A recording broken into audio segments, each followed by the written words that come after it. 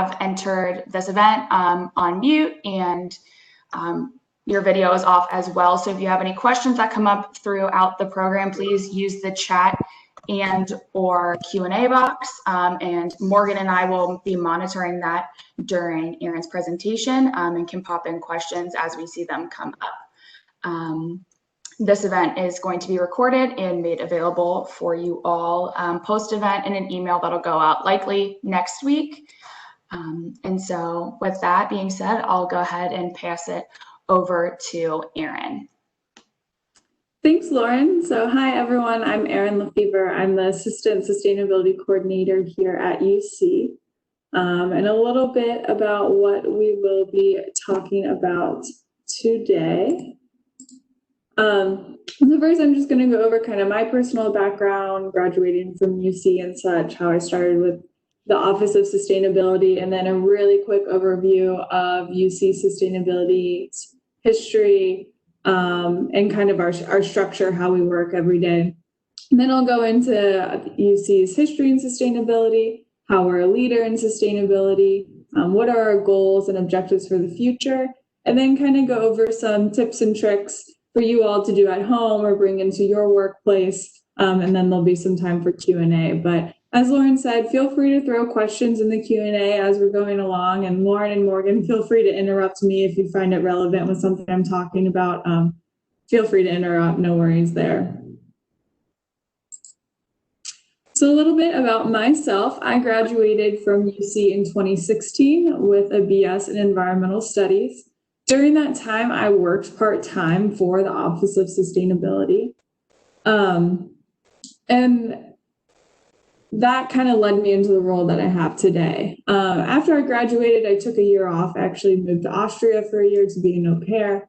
And then I came back and was hired full-time as the Assistant Sustainability Coordinator in 2018. So collectively, I've really worked for the office for a little over 7 years now. No end in sight. So it's been a fun 7 years.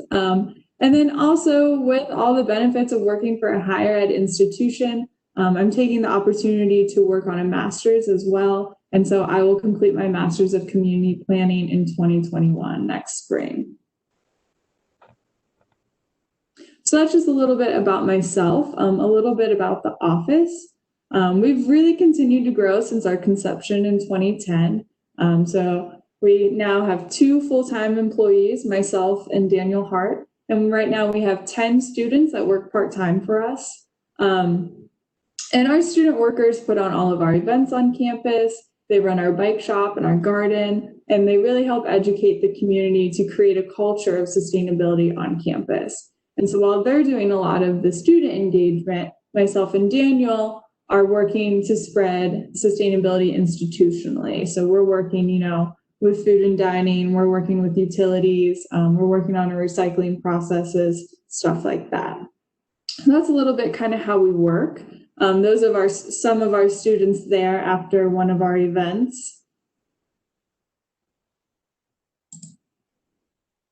So I mentioned our UC Bike Kitchen and our garden. Besides putting on events, these are probably our 2 biggest programs that we facilitate.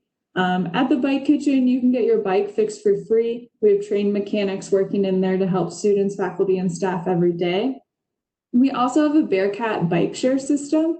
So we have about 25 bikes that students, faculty, and staff can rent for free for up to a week. And if there's no wait list for people trying to get bikes, you can continue to renew that as well. So that's a really great bike sharing service that we have that's free to the UC community. Along with our UC Bike Kitchen, we have the UC Garden. This is located a little bit off campus behind the Early Childhood Learning Center on Rupper Avenue. And there we garden organically. We let students kind of experiment with different things they want to try. We do programming with the students from the daycare as well to get them to realize, where their food is coming from and get them to play around in the garden as well. And then we donate all of the produce from that garden to the Bearcats Food Pantry on campus. So we're trying to close that loop for food insecure students right here in our community and get fresh produce into the hands of those that need them. As I mentioned, we host a lot of events throughout the year. So these are all open to the public as well, not just to students, and they're all free. So you all are welcome to join any of these events.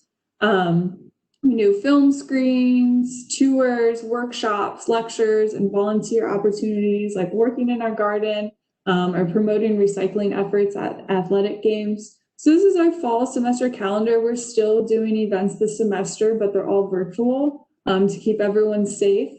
And so we'll continue to do programming no matter what, even if it is virtual, and we're looking forward to when we can do them in person again. So on the institutional side, really where UC's sustainability journey started seemed to be right here at Sigma Sigma Commons. So this picture on the left is the old parking lot, and this picture on the right is now what was the parking lot is now Sigma Sigma Commons. So Campus Green Garage turned into what that the parking to provide that parking need, and that just kind of started this precedent of needing green space and more sustainable buildings and infrastructure on campus. So from there, we started incorporating, LEED building standards. So all of our new buildings or renovations have to at least be LEED silver. We got rid of coal boilers in our power plant, just incorporated more green infrastructure like green roofs, impervious pavement along Main Street, among many other things. This is always a fun picture I like to share. I think some people don't realize, the history of Sigma Sigma Commons and that wonderful transition that it made. So a little bit about the history of the Office of Sustainability. UC kind of has a history of environmental engagement and activism, dating back to the 60s with the Vietnam War, and UC was actually closed down for a semester because of protests and stuff. So always kind of been an activist campus. But in 2010 is when the Office of Sustainability actually began, and we sit within the Department of Planning, Design, and Construction. So really, I say there's not really an Office of Sustainability. It's just two sustainability workers within planning, design, and construction. But we've grown quite a lot in the 10 years that we've been around, and we continue to, do programming for students, assist staff with working on their sustainability initiatives, and coordinate with faculty on sustainability-related projects in their classrooms and outside of their classrooms as well. So before we even began the Office of Sustainability, the university signed on to the American College and University President's Climate Commitment, or the ACU PCC. So this was in 2007. It's been a while now before we didn't have to say 20-something, 2007. And Nancy Zimpfner was the president at the time, so she was the one that signed this. But with this signing, we were charged with the task of creating a climate action plan for the university. So these are goals and objectives related to what we're going to do on campus to make sure that we're sustainable and we're keeping up with this climate commitment. So the first one was published in 2013, and we updated it, and the latest version was published in the spring of 2019. And this you can find on our website if you're interested to see exactly, what kind of goals and objectives we've put in there, how we're evaluating sustainability on campus, all sorts of things. But I'll also get into that more in depth later. As well as being a part of the ACU PCC, we are a member of the Association for the Advancement of Sustainability in Higher Education, or ASHE, another wonderful acronym. And so with ASHE, we report every 3 years something called a STARS report. The STARS report stands for Sustainability Tracking, Assessment, and Rating System. And STARS is the most comprehensive and widely used sustainability rating system among higher ed institutions. So pretty much any college or university across the nation is a part of ASHE and is doing these STARS report every 3 years.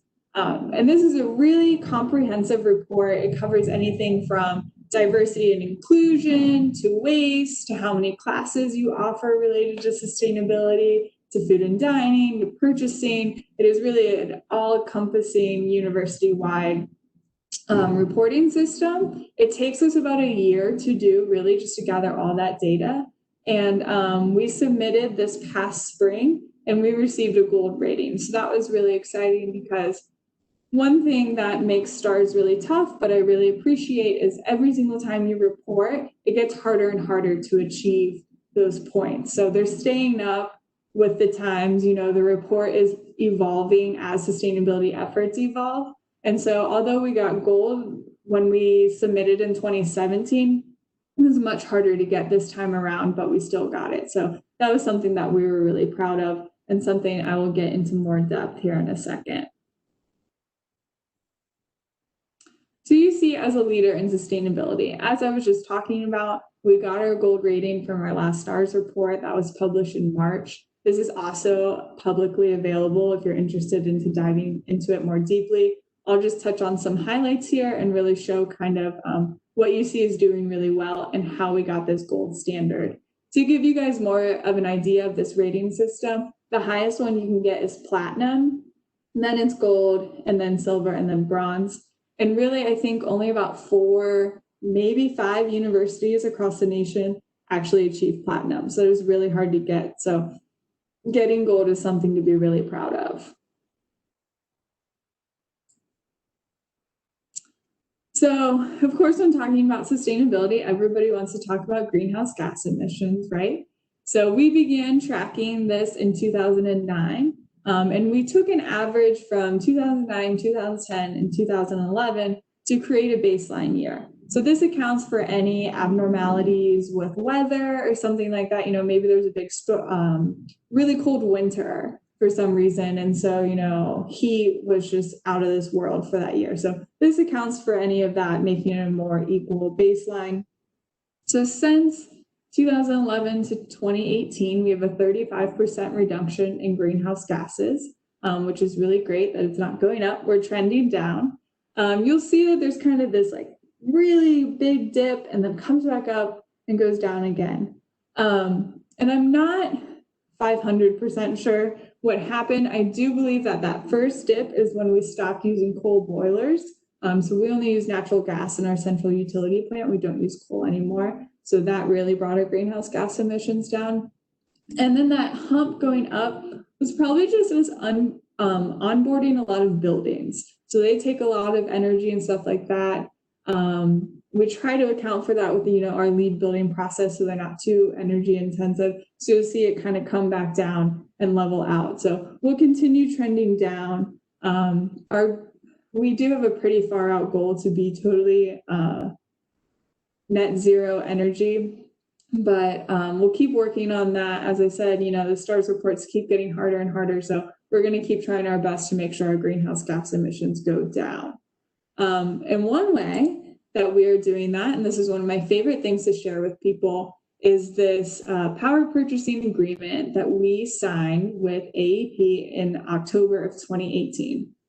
And this agreement states that 100% of its electric supply to university branch campuses. So this is basically anything that's not powered by our central utility plant. So it's all of UC Claremont, all of UC Blue Ash, all of Reading, all of Victory Parkway, all those other buildings are powered 100% by wind power. So it's all renewable energy. This is a huge step for us. And it's projected that with this, we will reduce our greenhouse gas emissions by 16% every year because of this. So this was a really big push towards renewable energy here at UC, and a really happy contract to sign. To highlight is ASHE puts out a sustainable campus index every year. In 2018, we were recognized for our research at the Great Miami Groundwater Observatory. So we were highlighted for the research that we're doing with water, and just kind of showing like where we are. We were actually tied with Stanford University for the research that we're doing in sustainability in regards to water at the Great Miami Groundwater Observatory. So that was kind of fun to see. Additionally, we've joined the Cincinnati 2030 district. So if you don't know what a 2030 district is, basically it's sectors within cities that have signed on to reduce their water consumption, their building energy usage, and their transportation by 50% by 2030. So a lot of this is kind of like public-private partnerships. A lot of central business districts, what will happen is like the companies that all have offices in that district have agreed to sign on to this. So Cincinnati signed on to be a 2030 district. There are 22 districts currently, including cities like Cleveland, Pittsburgh, San Francisco, Denver, and Seattle, just to name a few of them. And when the university signed on to this district, as I said, usually it's just a central business district and it doesn't go much further than that in cities. So when the university signed on, it made the Cincinnati district the largest district by square footage, which was exciting. And then along with that, what also makes our district unique is we added a fourth criteria, which is occupant health. So now, especially in the time of COVID, this is really important, making sure that we have healthy buildings for the people inside of them too. So, you know, this is things about like the materials that inside, making sure you're not breathing in anything toxic, stuff like that, keeping people safe. So yeah, that's one of the unique aspects of Cincinnati's 2030 district. If you'd like to learn more about that and how the whole city is working towards it, and you can also see what other members have joined on. I think since we joined on, you know, Xavier and NKU also did. So we're not the only university a part of it, but we were one of the first universities to join. There's a lot of large companies on this as well. So I'd encourage you to look into it more. Go to 2030 district, you know, just Google it and it'll come right up.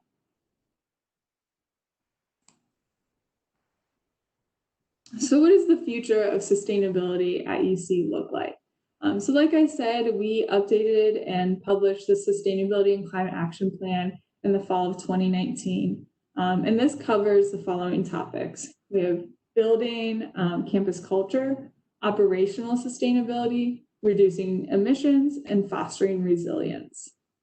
So I'm going to go through some of our chapters, and I know this is a lot of words. So we're not going to go through specifically what they are, but I did just want to have them up here so you could see.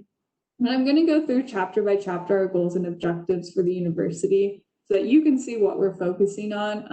And I also just like to share these so that people can challenge us and kind of say, oh, I'm seeing a hole here, or, you know, you said you would do this and now you're not. Like, keep us accountable and make sure that we're doing what we said we would do, and push us to be better at sustainability, because it takes the whole university to do so. And it takes the whole university community, including you all.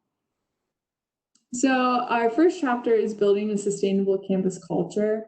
So this is talking about education, you know, how many classes do we offer that are related to sustainability? Same thing with research. We usually do really well with campus engagement through all of our events on campus, getting students involved, engaging the greater Cincinnati communities. Like I said, with the 2030 district, you know, that's Cincinnati-wide, citywide. So working with them, working with Green Umbrella, which is a really awesome nonprofit in the region that helps facilitate sustainability throughout the tri-state area. And then planning and administration. So, you know, working to integrate the university's strategic direction, Next Lives Here, and everything that we do, you know, like CPS Strong. We've worked with some schools, helping them with like STEM projects and stuff like that. So all sorts of things. So that's what we're trying to do. Yes. We had a question come through from Devin, and she asked, do you have a program for compost drop-off? We do not specifically have compost drop-off yet. This is something that we are talking about. We do compost in 2 of our dining halls on campus, at Market Point and on the Green, which is the newest hall. And then we're looking how we can get that into Center Court as well. So we have a compost provider. We have that system set in place. It's Go Zero, who we use to take our compost away. We've been doing that for over a year now, and it's been working really, really well. So I see that expanding. The students have definitely asked for a compost drop-off. It's something that we're in conversation about, but with the health and safety guidelines that we have, especially right now. It's really hard to do that and be approved by the health board to do so. So I know in the Cincinnati area, if you're in the Cincinnati area, there's a few different drop-off companies. Like there's Queen City Commons, they do it. And then I think Go Zero actually picks up from the Northside Farmers Market as well. So if you're kind of in that area, you can find some that are off campus. And we will talk about composting in one of the chapters coming up. Are there dates established for any special event recycling? Are you asking for like that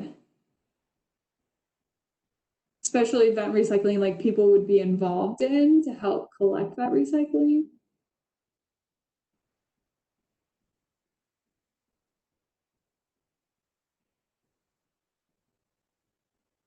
I'm not sure. Where we can drop off things to recycle. Okay, gotcha. So Hamilton County Recycling and Solid Waste District usually facilitates those drop-off dates, right, that are not acceptable, you know, so things like electronics, things like that, batteries. I get that, especially around the holidays. There's usually a big one because everybody's getting out their Christmas lights and stuff and then realizing, oh, these don't work anymore, but I can't just throw them away. What do I do? So I'll let you know on the university side, we host one big event a year off campus called Uptown Waste Diversion. This is really directed at students that their leases are flipping, you know, at the end of July, early August. And what we do is we set up a site close to campus. Usually it's across from the church on Calhoun Street. So there's kind of an open lot there that we use.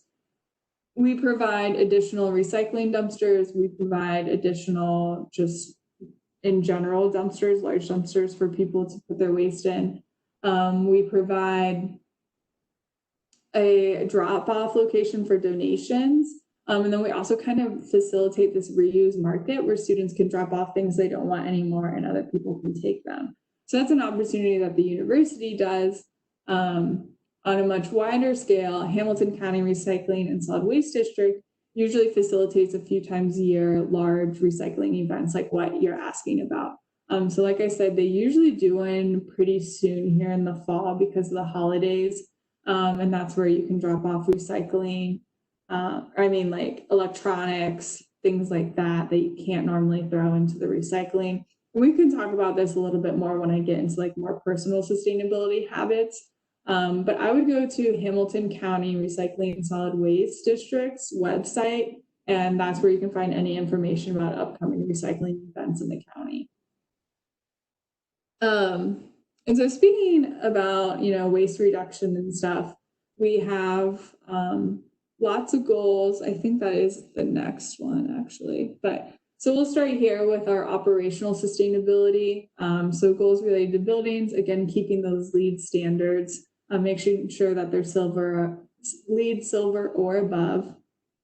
Landscape, you know, we're working to incorporate more green infrastructure on campus. So bioswales that would absorb stormwater before it runs off into our combined sewer overflows, green roofs, things like that. Food and dining, we're working really hard to get local food in our dining halls. So I know that we have a bunch of food coming from 80 Acres, which is a local farm, hydroponic farm here. And so we have a specific goal to increase the amount of food procured from a 250-mile radius. And then also reducing food waste. So like I said, we compost all pre and post consumer food waste from Market Point and on the green, but trying to extend that out more so we can capture more of that food waste. We're looking at energy. How can we make our utility plant even more efficient?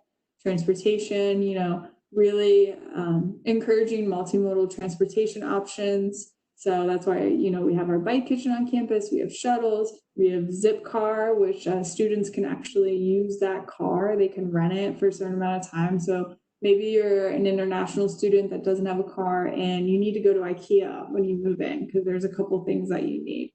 You can rent the Zipcar and go get what you need and bring it back. So then also waste, reducing waste on campus is huge. We're working really hard on our recycling efforts. We're working really hard on our donation efforts when students move out. We're looking at all sorts of things. So increasing recycling in the residence halls. We're working with student government on that. And eventually, we'd love to see plastic out. Yeah, so, we have plastic bottles and tons of single-use materials. So we're giving students reusable water bottles so they don't need to rely on those. We're putting water bottle refill stations in across the university. We're giving them reusable bags, all sorts of tools so that they don't need to use that as single-use materials. And then chapter 4 is just that all-encompassing reducing emissions. So that graph that I kind of showed you a couple slides ago to reduce greenhouse gas emissions. We have a goal to, purchase electric vehicles, get more EV charging stations on campus, things like that to help us with this lowering emissions. Does anybody have questions about the goals that we've set, the goals and objectives, before I move on? Just want to give everyone a second there because it's a ton of information. And give myself a second. All right, well then I will go ahead and move on. So sustainability at home. I'm going to go over just a couple of things. I kind of think that if you're already joining something related to sustainability, you probably have a lot of these ideas already. But if not, I definitely didn't want to jump over this. So we'll go over some waste reduction practices, how to be a responsible consumer, what are some plastic-free alternatives, zero waste kind of stuff, and also how to just conserve resources, energy and water, all those sorts of things. So first thing that people always think about is recycling when it comes to sustainability. It is a really great way to reduce waste for individuals and make those sustainability efforts at home or even at your workplace. So if you live in the Cincinnati area, Rumpke is our recycling provider. And one thing to know that recycling really depends on what city you're in because it relies on the recycling market there. So basically, Rumpke has to have somebody to buy that recycled material from them in order for them to process it. And that's why recycling can get really confusing because you move to a new city and you could always recycle a certain type of plastic in the old city that you lived in, and now you can't do it in this new city. Often gets very confusing. So just to go over real quick, if you are in the Cincinnati area, and this is what's recyclable at UC, Rumpke says only plastic bottles and jugs. So their kind of rule of thumb is if the cap or the opening at the top is smaller than the bottom, then it's recyclable. So you'll see all those kind of bottles, the opening is much smaller than the bottom. They also recycle glass bottles, cans, so aluminum cans, cartons and papers and cardboard. But also I just want to note, oftentimes the most sustainable thing to do is not buy the product at all. So while recycling is great and you hear those three, reduce, reuse, recycle, we oftentimes like to add a fourth R, which is refuse. Just don't even take it in the first place if you don't need it. If you do have to buy something, I'd say just pay attention to how it's packaged, what it's made of. Is it something that you can recycle, compost, or use completely? Or will you just be throwing it in the landfill? Just kind of think about these things. If you are in the Cincinnati area, one wonderful opportunity that Rumpke gives is they actually give tours of the recycling facility and their landfill. These are extremely informative and eye-opening. I highly, highly recommend them. We actually facilitate each of these tours once a year. And like I said, all of our events are open to the public as well. So you're more than welcome to come with us on these tours. We usually do the recycling tour in the spring and the landfill tour in the fall. So that's kind of how that works. If you're not in the Cincinnati area, I would also recommend to just kind of find out who your recycling provider is, and maybe they offer tours as well.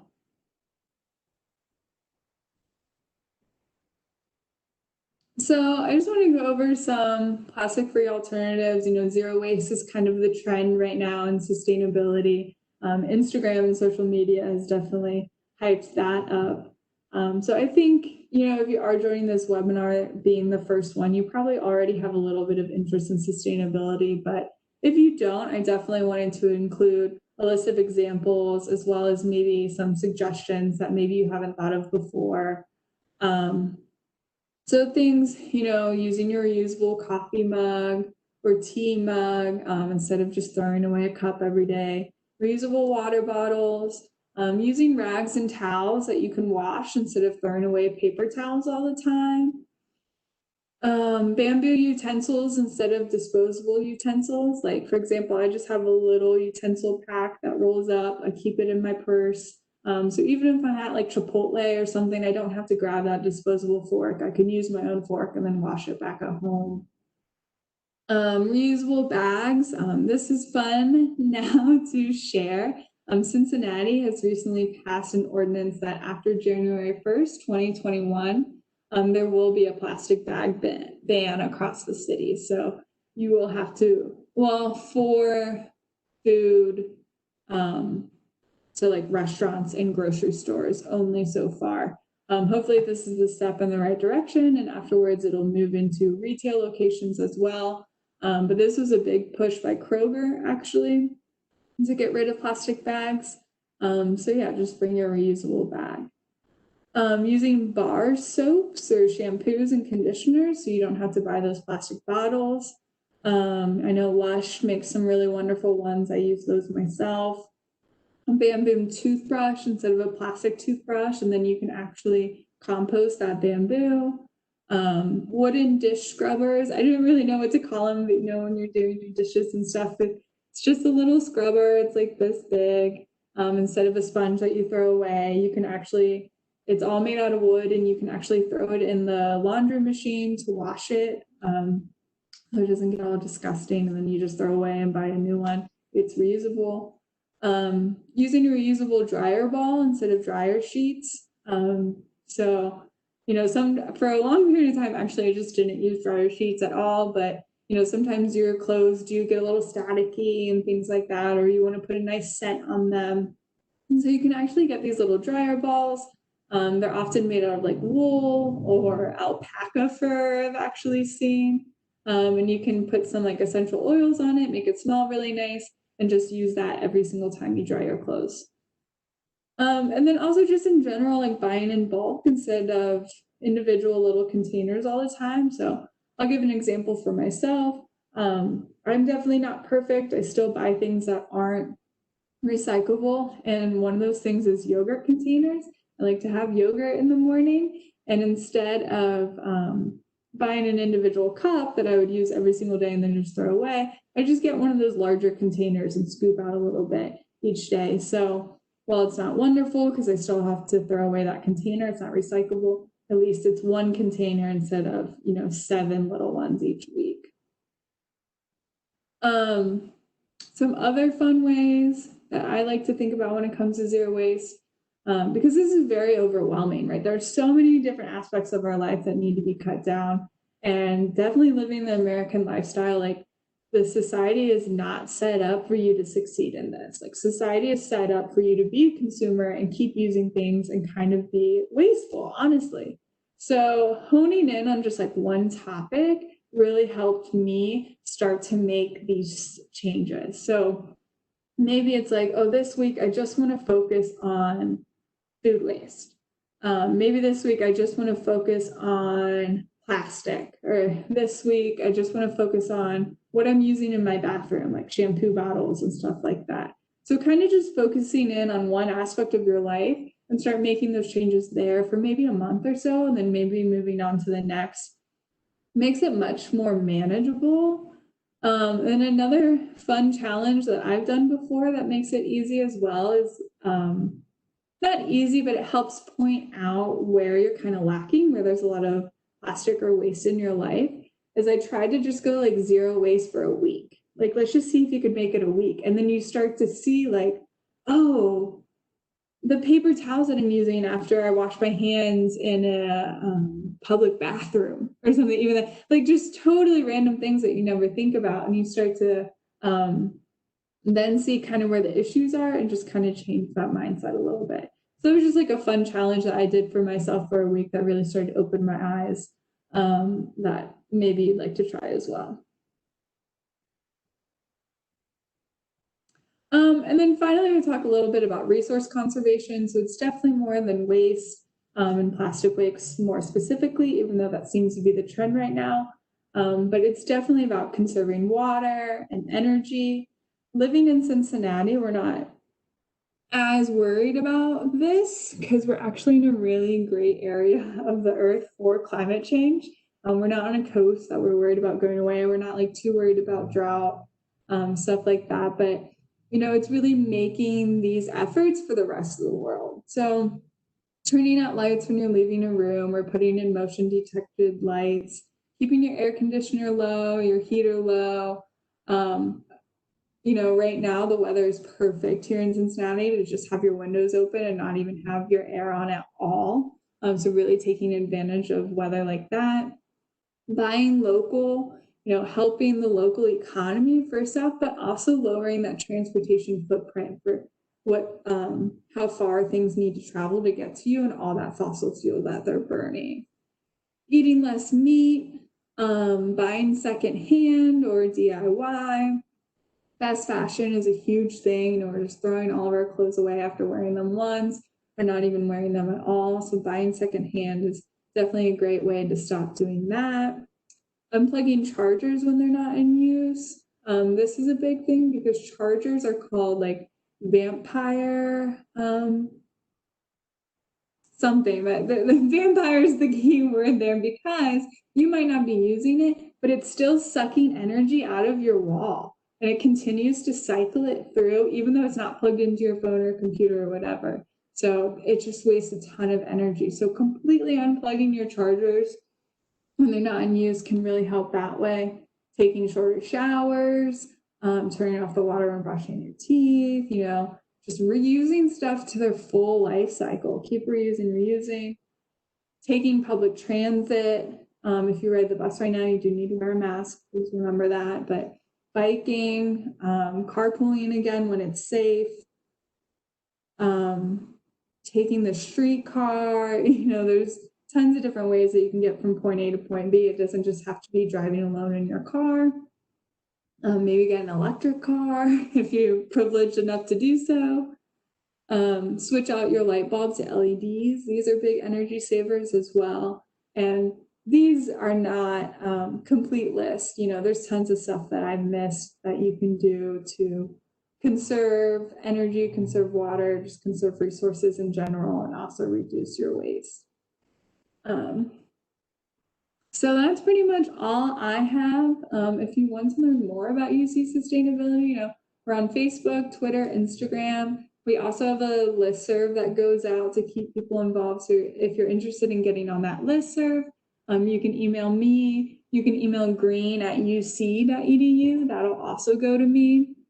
With any questions you have, you know, I'd really love to continue this conversation with you all. You know, we're throwing around ideas for, you know, continuing education or professional development for alumni, especially young professionals. So please, I'd love to hear your opinions if you'd be interested in that or any other questions or suggestions you might have. Thank you, Erin.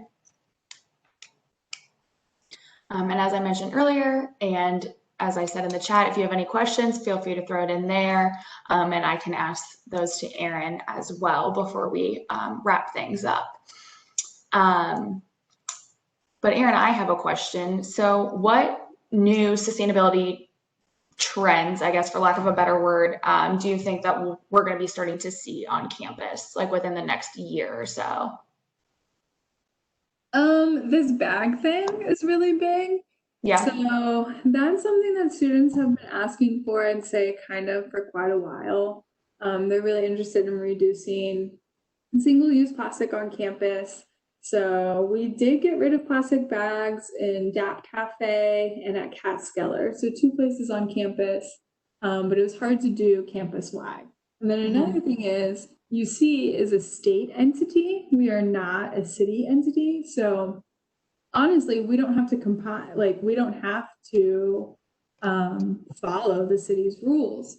However, you know, it does look bad on the university if we're not, and the students are really pushing for it as well. So I think we'll see a big change there with plastic bags, which will be really wonderful. And then hopefully that will continue on to other plastic and reducing waste. It's a really interesting climate with the students right now. The younger students, you know, really push for things that they want. They are all activists. I mean, they are super involved, super passionate, and it's really encouraging to see, especially in the environmental field, where oftentimes I feel like it's just a constant battle, a constant uphill battle. So I think we're going to see a lot of exciting sustainability initiatives coming through. Things are going to look a lot different with COVID. Like, to be honest, this has really affected sustainability because you know people's health is of the utmost importance, and that's always going to be first. And so now there's so many, you know, packaged meals, things like that, all the single-use plastic that's being used to keep people safe, as we need to be doing. But it's going to be interesting watching students come back from campus and how COVID is making those changes. I think it's also, well, on the negative side, it's done that. On the positive side, I think it's kind of shed light on how climate change is advancing and how it's already affecting humanity and how we need to really work hard against it. Gotcha. Yeah, I definitely think the plastic bag thing is going to become not even just in Cincinnati or in Ohio, a more like national sustainability project, because I know the few times that I've been out to California the past couple of years, they're like, oh, do you want to pay 25 cents to use a plastic bag? And it's kind of like, well, no, never mind. Like, I don't need a bag. Like, so it's very interesting to see how that is changing. Yeah, a lot of people kind of actually criticize Cincinnati for being so late to the game, kind of thing. A lot of cities already do this. Like, there's a really funny Portlandia sketch of somebody at the grocery store that forgot their bag, and they're like scrambling to try to like carry everything out, and everyone's kind of, oh, they forgot their bag, they forgot their bag. You know, it's really funny, but yeah, I think that's just going to continue to be more and more of the norm. There's all sorts of things that I'm sure will happen. You know, sustainability is just going to continue to grow and grow and grow. Definitely. Well, if there aren't any other questions, we can go ahead and wrap this up. Like I said just before, thank you, Erin, so much. I feel like this was a great high-level introductory overview into sustainability at UC, and also in how you can just start incorporating it into your everyday life. And so I'm hoping that we'll be able to, you know, schedule some more of these and get more in depth into certain topics that young professionals might be interested in. Yeah, I would definitely love to do that, dive deeper into these things. This was a super quick overview. There's tons more we could talk about. So if questions come up later, please feel free to reach out. I'd always love to sit and chat if there's any other topics you want to discuss, ideas for how we can engage alumni more too. You know, we are interested in doing that. It's kind of a big goal that we've had. A lot of it is under, you know, current student focused. And so if there's ways that we can connect and work together, please let me know. Definitely.